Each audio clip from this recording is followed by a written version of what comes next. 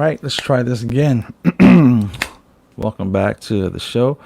Today, I just want to kind of recap what's been going on this weekend with the whole pro life and pro choice thing. There was a scheduling conflict with the two people who are going to be joining us for the conversation, right? And I was having a talk with my wife, and we were talking about, it's kind of weird, three guys talking about, abortion and abortion rights, but we're going to be having a really good conversation because one of the guys is pro-choice and one of the guys is pro-life, and they'll be talking on behalf of either or. So that's still going to be happening on Sunday at 7 p.m. And I also wanted to touch on the conversation we were having earlier about what does money mean to you. And the way that conversation came up was actually pretty weird. I was My dad had asked me to come over and pick up something that he bought for me. So he had bought me some shrimp, and uh, they still had the shells on them, right? So I come home and I'm taking the shells off the shrimp, and I'm like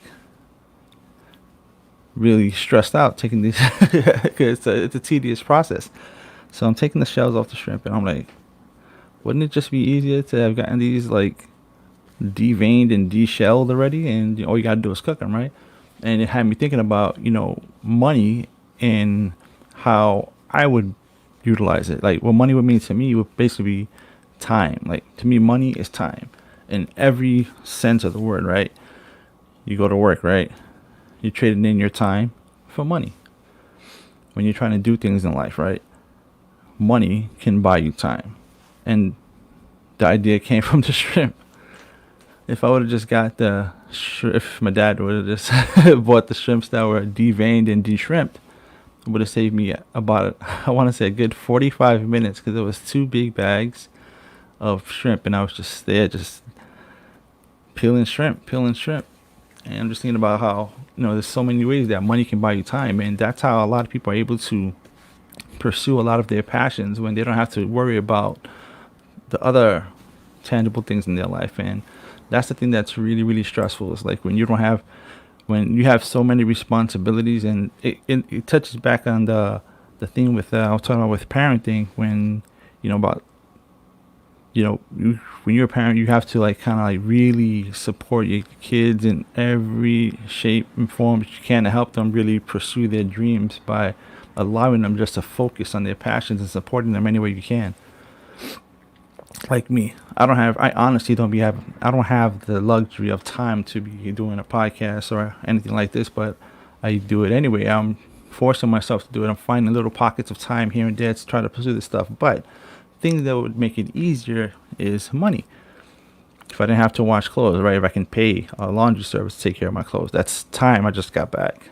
If I'd have bought the shrimps that were deshelled and deveined, that's time I would have got back, right? If I had somebody to wash my dishes, that's time I get back. If I had somebody to edit videos and do other stuff, that's time I get back. So for me, money is really about time. Time. We sell our time to cash. We use money to buy time back. And then there's, the luxurious side of money, being able to purchase certain comforts and things that just make us happy, things that make us excited, sad, everything. So I just wanted to come on real quick and talk to you guys and discuss some of these things, and hopefully you guys have some stuff and you find value in being able to talk about these things with like-minded people and people who don't exactly see things the way you do. And the benefit of doing that is that you get to see things from another person's perspective, and maybe you really like, oh wow, I never really thought about it that way, because you've only seen it from your point of view. So that's the beauty of trying to create this community of people who are passionate about certain things but are open-minded and willing to discuss it without having their emotions at the forefront. If you can check your emotions and talk to people who have different viewpoints in life and different perspective than you can, maybe you'll learn something, or maybe they'll learn something from you. And I think there's real power, real benefit, real value to that. Just having people talk, like really just talk instead of just arguing. Like touching back on the pro-life versus pro-choice thing, and that debate, I actually joined a group trying to find two people to join me in that conversation. It was kind of like it was tough because people like when it comes to certain topics that they're really passionate about, like they let their emotions get the best of them.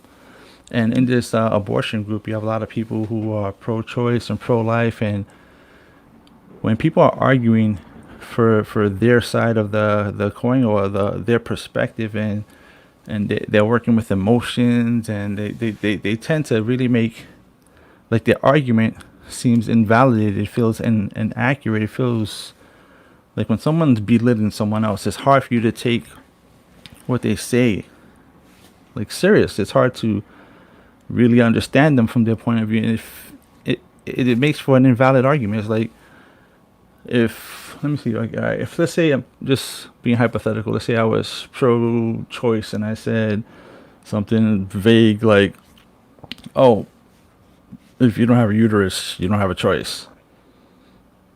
Okay, you don't like men? Like, explain. Give me more than that.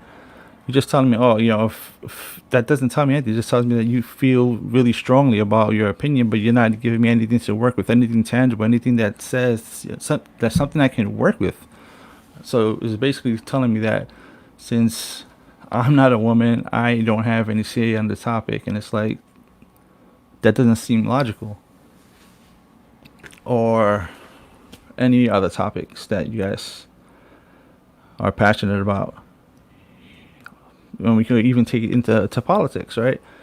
You have your Trump supporters and your Biden supporters, and that's also a really negative space where people who are, instead of talking about the actual issues at hand, they want to, like, just, I call it finger pointing politics, and just people are just too concerned about what the other side is not doing, instead of really trying to articulate what the side that you're supporting is doing. And I think that makes for a more compelling conversation. If you can just say, I'm a Republican or Trump supporter because this, that, and the third, I think I'd be more compelled to listen to what you have to say. If you was a Biden supporter and you say, I support Biden for this, that, and the third, instead of trying to belittle and talk down on the opposition, I'd be more inclined to listen to what you have to say. But when it comes from a place of negativity and a place of hate, it's hard for me to really like take what you have to say seriously. It's something I'm really, really passionate about, and something that I hope that people start to understand, that if it goes back to the saying, right, you catch more bees with honey than you do with vinegar. Like, just be more empathetic and just articulate with, compassion and an open heart and open ears, and have these really, really important conversations.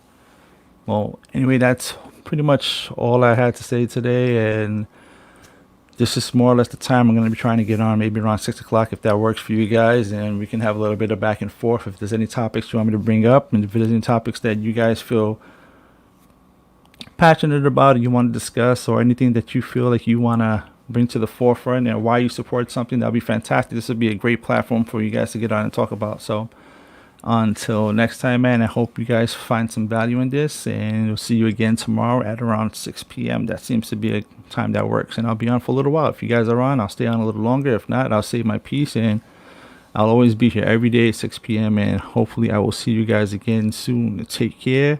Be good.